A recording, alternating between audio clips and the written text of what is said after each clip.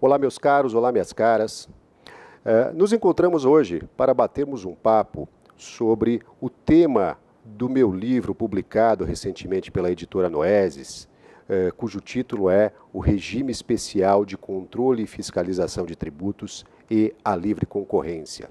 Meu nome é Daniel Moretti, sou doutor e mestre em Direito Tributário pela PUC de São Paulo, sou advogado, professor de Direito Tributário de várias instituições e juiz do Tribunal de Impostos e Taxas do Estado de São Paulo. Gente, conversaremos um pouco sobre o tema do livro, como eu disse, o Regime Especial de Controle e Fiscalização de Tributos e Livre Concorrência. Nesse livro, eu procuro tratar de forma integrada de dois temas que possuem disciplinas específicas da nossa ordem jurídica, a saber, o exercício da competência tributária por parte do Estado enquanto ente tributante e o exercício das competências relativas à defesa da livre concorrência. E o ponto escolhido para a aplicação desses temas, para a criação dessa intersecção entre eles, é o chamado Regime Especial de Controle e Fiscalização de Tributos. Então, nós teremos essa breve conversa partindo da ideia geral do que é um regime especial de controle e fiscalização, analisando esse regime especial de controle e fiscalização sob a perspectiva do princípio da razoabilidade. Na sequência, nós ingressaremos na questão da ordem econômica, da defesa do direito da livre concorrência, para, então, analisarmos o chamado regime especial de controle e fiscalização de tributos sob a luz do direito concorrencial. Essa é uma breve síntese daquilo que eu abordo no livro e é aquilo sobre o que nós conversaremos um pouquinho nesse encontro, tá bem? Então vamos prosseguir. Vocês veem aí no slide que está disponibilizado a figura do devedor contumaz, e o seu enquadramento em face do regime especial de controle e fiscalização de tributos. Veja só, muitos estados da federação, há tempos, possuem na sua legislação a definição daquilo que se considera devedor contumaz de tributo. O último estado a fazê-lo foi o estado de São Paulo, que recentemente publicou a Lei Complementar número 1320 de 2018, essa lei é do final de abril de 2018, né? E essa lei foi editada sob o propósito de criar um programa de conformidade tributária, com o enorme mérito de criar um programa de conformidade tributária e, assim, estabelecer um ambiente mais harmônico e eficiente na relação entre o Estado e os contribuintes. Mas, em alguns de seus dispositivos, essa lei complementar, a exemplo do que fazem as leis de outros estados da federação e até mesmo de municípios, essa lei trouxe a caracterização do chamado devedor contumaz. Para a lei paulista, veja no nosso slide, para a lei paulista, considera-se devedor contumaz aquele contribuinte que possuir débito de ICMS declarado e não pago, inscrito ou não em dívida ativa, relativamente a 6 períodos de apuração consecutivos ou não, nos 12 meses anteriores. Essa é uma das hipóteses apenas de caracterização desse devedor contumaz, de acordo com a Lei Complementar Paulista. Né? Então vejam, para a Lei Complementar Paulista, aquele que nos últimos 12 meses deixa de pagar o seu ICMS em 6 meses, é considerado devedor contumaz, é considerado inadimplente sistemático. E o que significa essa caracterização como devedor contumaz? O que é que implica esta caracterização como inadimplente sistemático?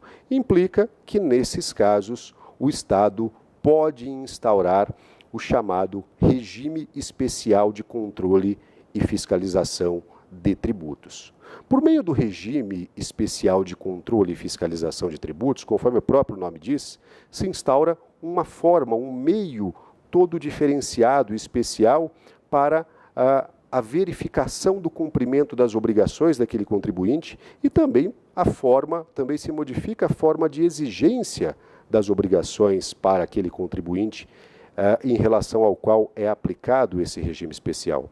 Vejam que, de novo aqui no nosso monitor, de acordo com a lei paulista, a lei complementar paulista, uma das consequências da instauração do regime especial de controle e fiscalização é exatamente a necessidade prévia e individual da autorização para emissão e escrituração de documentos fiscais. Ou seja, aquele contribuinte que está submetido ao regime especial de controle e fiscalização não possui mais autorização para emitir os seus documentos fiscais de acordo com os seus critérios a todo momento em que ele realiza uma operação mercantil ou uma prestação de serviços de transporte interestadual ou intermunicipal ou de comunicação, não é?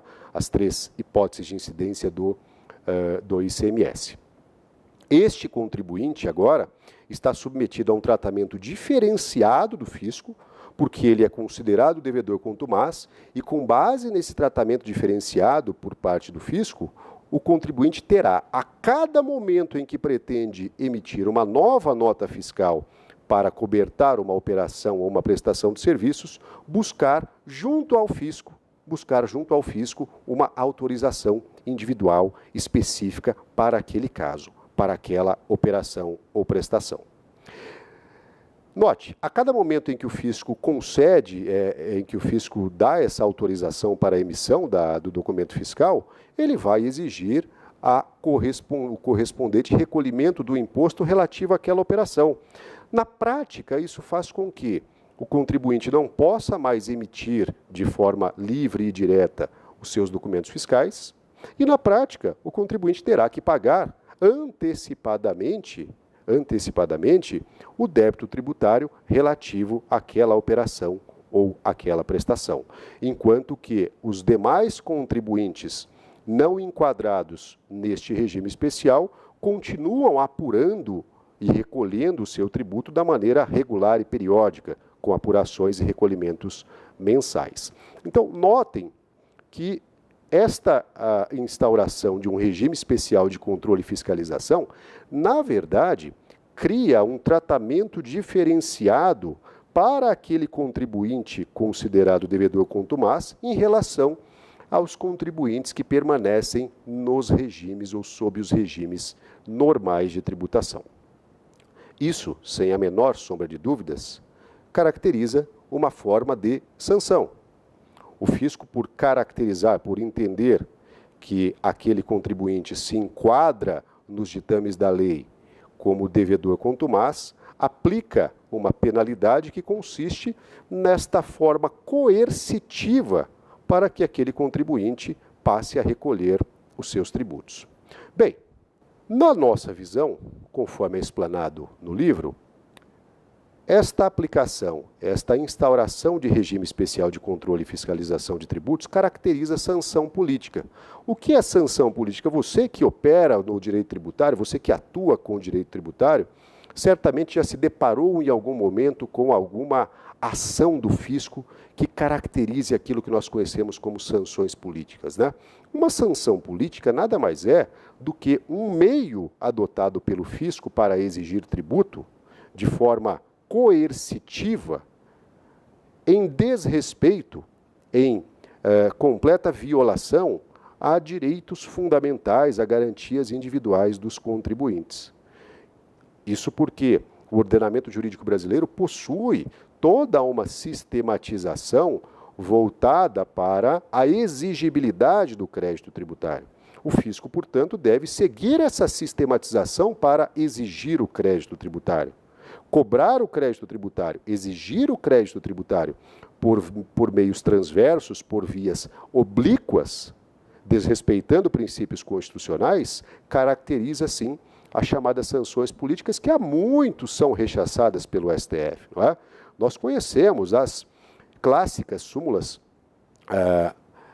323 a 547, entre outras súmulas do STF, que estabelecem a plena inconstitucionalidade dessas sanções políticas. Pois bem, analisando o regime especial de controle e fiscalização de tributos sob a luz do princípio da razoabilidade, não há outra conclusão senão a de que O regime especial de controle e fiscalização é uma sanção política, principalmente porque viola o princípio da razoabilidade, que é a vertente material, a vertente substancial do devido processo legal. Veja, as sanções políticas são consideradas, veja no nosso slide, as sanções políticas são consideradas inconstitucionais, na nossa visão, por violarem o devido processo legal nas suas duas vertentes, na sua vertente adjetiva e na sua vertente substantiva.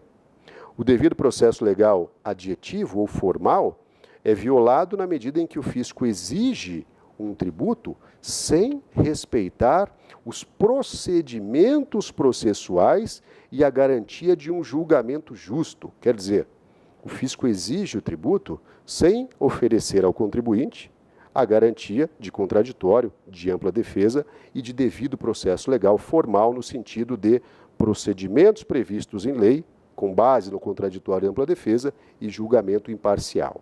Tá? Mas também viola a feição material, a feição substantiva do devido processo legal, na medida em que viola a razoabilidade. A razoabilidade é a própria feição material do devido processo legal. A razoabilidade, para melhor identificação, se distribui, se divide em três subprincípios ou três dimensões, conforme vocês veem aí. Tá? Mensurar o respeito ou não à razoabilidade, verificar se uma regra jurídica ou um ato administrativo passa pelo filtro da razoabilidade, significa verificar a razoabilidade nas suas três dimensões, na dimensão adequação, na dimensão necessidade e na dimensão proporcionalidade em sentido estrito. Submetendo os atos normativos e os atos administrativos que veiculam regimes especiais de controle e fiscalização ao princípio da razoabilidade, nós vemos que ele não passa, nós vemos que esses regimes especiais não passam pelo filtro desse princípio. Há uma porque a adequação exige que exista um equilíbrio entre meios e fins nos atos praticados pela administração, ou que pelo menos aquele meio, aquela forma adotada pela administração pública sirva para atingir aquele fim. Podemos até considerar, ainda que de forma arbitrária, o regime especial de controle e fiscalização possa atingir o seu objetivo, que é o recebimento do crédito tributário. Então, aí eu poderia até considerar que o critério adequação foi observado. Mas a razoabilidade não para na adequação. A razoabilidade ainda implica a observância da necessidade e da proporcionalidade em sentido estrito. No critério necessidade, o que se impõe é a utilização pelo Estado da medida menos gravosa ao contribuinte dentre todas aquelas existentes. Ou seja, para alcançar um determinado fim, se existem diversos caminhos a serem perseguidos pelo Estado, ele deve adotar aquele menos prejudicial, aquele menos gravoso ao contribuinte. E aí, gente, considerando que a existência do devido processo legal, das execuções fiscais, das garantias e privilégios do crédito tributário, dos novos meios de cobrança de tributos, como, por exemplo, o protesto da certidão de dívida ativa, que, na minha visão, também é uma sanção política, a cobrança por telefone e outros meios alternativos que vêm sendo adotados, o fisco dispõe, sim, de medidas alternativas eficientes para a cobrança do tributo e menos danosas e menos gravosas ao contribuinte. Portanto, o regime especial de controle e fiscalização não passa por esse filtro da necessidade. Também não passa pelo filtro da proporcionalidade em sentido estrito, na medida em que proporcionalidade em sentido estrito aí significa o resultado oriundo daquele ato. Quer dizer, se a aplicação do regime especial de controle e fiscalização trará para a coletividade mais benefícios ou mais prejuízos. Não tenho dúvidas de que um regime especial de controle e fiscalização de tributos pode implicar na própria quebra, no próprio fechamento de uma empresa que já se encontra em dificuldades financeiras. Notem, não estou defendendo sonegadores, não estou defendendo a continuidade da inadimplência. Estou apenas defendendo que se observe os princípios erigidos pela Constituição Federal, com garantia de direitos fundamentais dos contribuintes. E o fisco, então, quando fecha o cerco em face de uma empresa, obrigando-a a emitir individualmente notas fiscais mediante autorização, ou obrigando-a ao pagamento antecipado do tributo a cada operação, ele acaba por inviabilizar a operação dessa empresa, o que pode implicar na sua quebra, no seu fechamento. E aí convém verificarmos, sob o ponto de vista da função social da empresa, qual é a melhor medida? É o seu fechamento ou é a sua continuidade?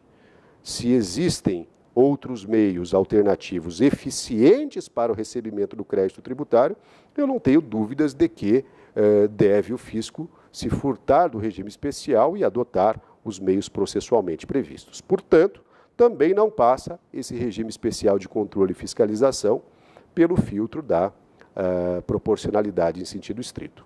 Dessa forma, o regime especial de controle e fiscalização é inconstitucional por violação ao princípio do devido processo legal nas duas vertentes, na vertente formal e na vertente material.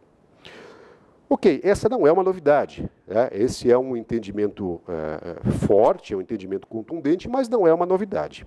Contudo, há alguns anos atrás, e isso vem sendo reiterado, o Supremo Tribunal Federal, ao analisar uma medida imposta com base legal, que implicava restrição de direitos do contribuinte ao exercício da atividade econômica, ou seja, ao analisar uma sanção política, entendeu a Corte Suprema naquela oportunidade, lá nos autos da ação cautelar 1657, no famoso caso América Virgínia, que o regime especial, que essa medida coercitiva, restritiva de direitos, seria constitucional se ela, ela foi declarada constitucional porque ela se fundamentou na defesa da livre concorrência.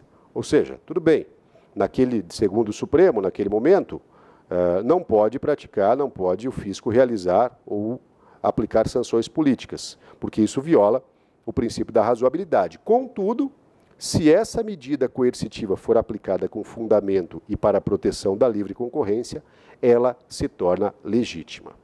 É exatamente nesse ponto que ganha relevo ou que o nosso trabalho tende a despertar algum interesse. Porque a livre concorrência, o princípio da livre concorrência, não fundamenta a aplicação desse tipo de regime especial, desse tipo de medida no campo tributário. Vejamos, na Constituição Federal nós temos o layout, nós temos o desenho da defesa da livre concorrência. Tá? Brevemente, é necessário dizer que a concorrência, entendida como a disputa entre agentes econômicos pela conquista da clientela, pela maior produtividade, pela maior eficiência, hoje em dia é regulada pelo Estado. Diferente do que ocorreu nos tempos do pleno liberalismo econômico, em que não havia intervenção do Estado nas relações concorrenciais, o Estado ficava de fora. A mão invisível é que tendia a suprimir, a resolver os problemas havidos no mercado. Mas o mercado mostrou que não funciona sozinho, que era necessária a influência e a intervenção do Estado. Portanto, foram constatadas falhas de mercado e hoje nós temos um sistema que reconhece a necessidade do Estado atuar como agente normativo e regulador. No cenário da livre concorrência, essa intervenção no domínio econômico, sobre o domínio econômico, é que motiva a criação pela Constituição Federal de um sistema brasileiro de defesa da concorrência. Veja, lá no artigo 173, parágrafo 4º da Constituição, está determinado que a lei reprimirá o abuso do poder econômico que vise a dominação dos mercados, a eliminação da concorrência e ao aumento arbitrário de lucros. Portanto, artigo 173, parágrafo 4º da Constituição é a matriz constitucional da defesa da livre concorrência. A lei reprimirá o abuso do poder econômico e suas consequências. É isso que diz o 173, parágrafo 4º. A quem é que cabe editar essa lei? A quem é que cabe legislar sobre o assunto? Aí eu vou no artigo 24 da Constituição, que aparece aí para vocês. O artigo 24 da Constituição estabelece que compete à União, aos Estados e ao Distrito Federal legislar concorrentemente sobre, dentre outras matérias, direito econômico. Ora, gente, o direito concorrencial, a defesa da livre concorrência, é matéria de direito econômico. Então, quando o artigo 24 fala da competência da União para legislar sobre direito econômico, ele está dizendo que compete à União legislar sobre direito concorrencial, que se enquadra dentro do direito econômico. Pois bem, diz o artigo 24 também, nos seus parágrafos, que cabe aos Estados a competência concorrente junto à União para legislar sobre essa matéria, mas essa competência dos Estados pode ser movimentada, pode ser manejada apenas diante da ausência ou da insuficiência de lei editada pela União. Portanto, a competência dos Estados, embora o dispositivo fale em concorrente, ela é, na verdade, suplementar. Ela vai apenas suplementar aquelas omissões ou aquelas peculiaridades necessárias àquela localidade, àquele Estado. Bem, com base no permissivo e na atribuição de competência pela Constituição, vem o legislador e edita a lei seguindo o comando do artigo 173, parágrafo 4º. Atualmente vigora a Lei 12.529 de 2011, Lei 12.529 de 2011, que estrutura normativa, estruturalmente e institucionalmente o Sistema Brasileiro de Defesa da Concorrência. O Sistema Brasileiro de Defesa da Concorrência possui toda uma normatização, o estabelecimento de regras jurídicas voltadas à defesa da concorrência, tanto na vertente preventiva quanto na vertente repressiva. E atribui essa competência a um órgão específico que é o CAD, o Conselho Administrativo de Defesa Econômica. Então, existe, segundo a Constituição Federal, toda uma estruturação normativa e institucional para a defesa da livre concorrência. Pensando, então, na estrutura que a Constituição determinou que viesse a ser estruturada e que viesse a ser constituída e foi para a defesa de direito da concorrência, nós também podemos concluir que os atos que violam o direito de concorrência são aqueles que se enquadrarem, se subsumirem às regras previstas pela Lei 12.529 de 2011, a Lei Antitruste Brasileira, a Lei de Defesa da Concorrência. Essa Lei Brasileira de Defesa da Concorrência estabelece, lá no seu artigo 36, as condutas dos agentes econômicos que tiverem o condão de prejudicar ou violar ou de qualquer forma comprometer a livre concorrência, caracterizam-se como atos anticoncorrenciais e serão objeto de repressão na forma dessa lei. Os atos praticados por agentes econômicos que limitarem, falsearem ou de qualquer forma violarem a livre concorrência se subsomem aos critérios desta lei e serão caracterizados como atos anticoncorrenciais. E aí, gente, cabe então, e foi essa a proposta do trabalho que resultou nesse livro, cabe então analisarmos se aquela conduta do agente econômico, do contribuinte, devedor contumaz, que não paga os seus tributos, não estou nem falando de sonegação, estou falando de simples inadimplemento, mas aquele que não paga os seus tributos e faz desse inadimplemento uma forma de atuação no mercado, ou seja, aquele agente econômico, aquele sujeito só se sustenta naquele mercado porque ele tem uma vantagem em relação aos seus concorrentes. Que vantagem é essa? O não pagamento de tributos. Se ele só se sustenta por essa razão, é óbvio que ele realiza a conduta prevista no artigo 36, inciso 1 da Lei 12.529, que ele pratica um ato anticoncorrencial. Se ele pratica esse ato anticoncorrencial, ele deve ser submetido às sanções, às consequências previstas pela lei antitruste, sanções essas que devem ser aplicadas na forma prevista pela lei antitruste. Pois é, aí nós chegamos ao seguinte desenho, vejam só. Contribuintes sistematicamente inadimplentes, aqueles chamados de devedores contumazes. A sua sistematicidade no não pagamento de tributos acarreta um prejuízo ao erário e também acarreta um prejuízo em matéria concorrencial. O que é que nós defendemos aqui? Que em matéria de relação jurídica tributária, cabe ao fisco exercer todos os atos previstos a partir da competência tributária para exigir o tributo. Todos eles. Ainda que de forma irregular, no nosso entendimento, tenha sido autorizado o protesto da certidão de dívida ativa, que o faça o fisco, que ajuize a execução fiscal e realize todos os atos que, por consequência, são previstos para tanto. Mas, em razão da possível violação ao direito da concorrência, não cabe ao fisco, não cabe ao ordenamento jurídico que trata, aquela parcela do ordenamento jurídico que trata da função tributária, criar regras para reprimir aquele contribuinte que, em tese, violou o direito da concorrência com uma ação tributária.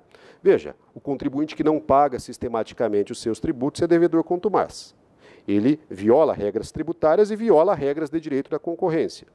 Logo, sob o ponto de vista do ordenamento jurídico tributário, devem ser aplicadas as regras de exigibilidade do crédito tributário.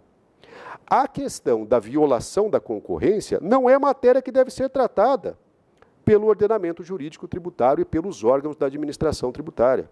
A questão da violação da concorrência deve ser tratada pelo Sistema Brasileiro de Defesa da Concorrência. De que forma? Com uma espécie de articulação de competências entre Sistema Tributário Nacional e Sistema Brasileiro de Defesa da Concorrência, para que o Sistema Brasileiro de Defesa da Concorrência seja comunicado, seja motivado a agir, a aplicar as sanções e outras medidas necessárias para reprimir a ação daquele contribuinte, barra agente econômico que pratica uma violação à livre concorrência em razão de uma conduta cometida no campo tributário, qual seja o inadimplemento constante de tributos. Ou seja, gente, não se trata de defender o devedor contumaz, não se trata de defender o inadimplente ou o sonegador. Se trata apenas de verificar como é que a Constituição determina que se estruture o exercício de competências tributárias e o exercício de competências para tratar de defesa da concorrência. E aí vem a grande relação entre essas coisas. Quando o fisco, tomando como fundamento a defesa da livre concorrência, aplica um regime especial de controle e fiscalização de tributos, como faz a mencionada Lei Complementar do Estado de São Paulo, que busca fundamento de validade, lá no seu artigo 1º, em que se descreve os princípios, está escrito ali princípio da livre concorrência. Quando se age dessa forma, quando o legislador age dessa forma, e o Estado assim o faz, ele está, na verdade, permitindo que haja uma utilização, o exercício de uma competência no campo tributário, competência esta que cabe apenas ao Sistema Brasileiro de Defesa da Concorrência. Em suma, este ato que viola a livre concorrência, esse devedor contumaz que viola a livre concorrência, deve ser submetido ao CAD, aos órgãos de defesa da concorrência. Ao fisco, cabe exercer a competência tributária, praticando todas as medidas previstas no ordenamento para cobrar o seu crédito tributário, mas não tomar a livre concorrência como fundamento para aplicar medidas de repressão no campo tributário. Muito bem, pessoal, a título de conclusão apenas, nós vimos que as leis tributárias de estados e de municípios autorizam a aplicação de regimes especiais de controle e fiscalização de tributos em face do devedor contumaz para a defesa do direito da concorrência. Concluímos que a administração tributária, com base em leis tributárias, não pode praticar atos dessa natureza, já que a defesa do direito da concorrência se submete ao regramento constitucional e infraconstitucional que institui o chamado Sistema Brasileiro de Defesa da Concorrência. Nem se pretenda alegar que o artigo 146-A da Constituição, que foi instituído, que foi incluído pela Emenda Constitucional 42 de 2003, daria base ao fisco agir de forma diferente. Vejam, diz o artigo 146-A da Constituição: poderá a lei dispor, a lei complementar, aliás, caberá à lei complementar dispor sobre normas gerais para prevenir desequilíbrios da concorrência. A Constituição está dizendo que caberá às normas gerais, lá no capítulo que trata da tributação, hein? Artigo 146-A. Caberá à lei complementar a edição de normas gerais para prevenir distúrbios da concorrência. Veja que a Constituição fala em prevenir. E prevenir distúrbios da concorrência é algo diferente de se adotar na prática, a partir de leis da própria União, dos estados, municípios e Distrito Federal, é diferente de se adotar condutas repressivas ou sancionatórias, como é o regime especial de controle e fiscalização. Esta lei complementar prevista no artigo 146-A da Constituição seria, sim, muito bem-vinda, se ela trouxesse um arcabouço normativo apto a prevenir distúrbios da concorrência, por exemplo, trazendo elementos para afastar os problemas concorrenciais causados por benefícios fiscais concedidos irregularmente por estados e outras medidas mais. Essa lei complementar, contudo, poderia até estabelecer a forma como os entes federativos exercerão as suas competências tributárias de forma conectada com o Sistema Brasileiro de Defesa da Concorrência. Ou seja, essa lei poderia, sim, criar mecanismos de integração do Sistema Tributário Nacional com o Sistema Brasileiro de Defesa da Concorrência, a fim de que o fisco pudesse, por exemplo, quando constata a prática de ato de um devedor contumaz, que ele possa comunicar ao órgão de defesa da concorrência, para que o órgão de defesa da concorrência, com base nas regras de defesa da concorrência, aplique, instaure os procedimentos e aplique as sanções cabíveis naquele setor. Mas falece ao fisco, falece ao legislador, em qualquer hipótese, competência para dispor sobre normas de defesa da concorrência e também para atuar na defesa e repressão de atos anticoncorrenciais. Simplesmente porque esta é uma função que a Constituição atribuiu ao Sistema Brasileiro de Defesa da Concorrência. Esse sistema existe, está devidamente estruturado. Artigo 173, parágrafo 4º, em conjunto com o artigo 24, determinam que a União crie regras para prevenção e repressão de distúrbios concorrenciais. A União criou esta regra, Lei 12.529 de 2011, criou órgãos específicos para tanto. Então, é aqui no Sistema Brasileiro de Defesa da Concorrência que deve ser exercida essa competência para reprimir atos anticoncorrenciais. Então, o que se propõe é uma separação entre as duas coisas, mas não uma separação que prejudique o funcionamento do sistema. Uma separação que dê coerência ao sistema.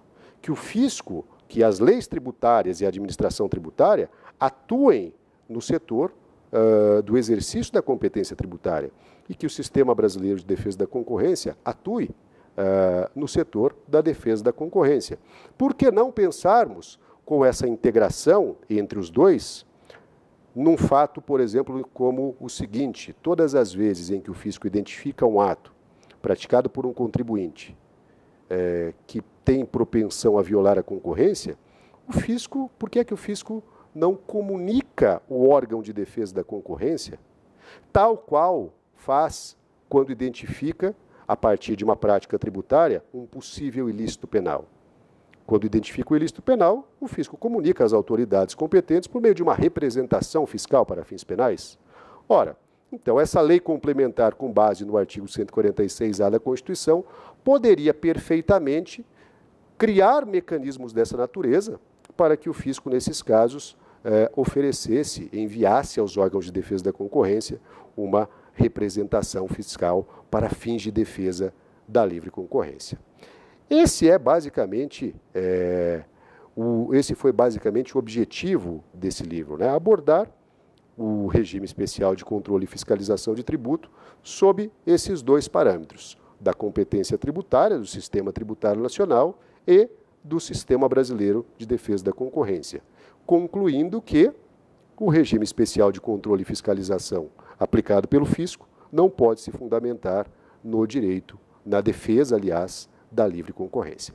Muito obrigado, leiam o livro, ele contém muitas explicações, um aprofundamento muito mais amplo, obviamente, e espero que contribua para construir os conhecimentos de vocês, tá bem? Muito obrigado e até a próxima. Tchau.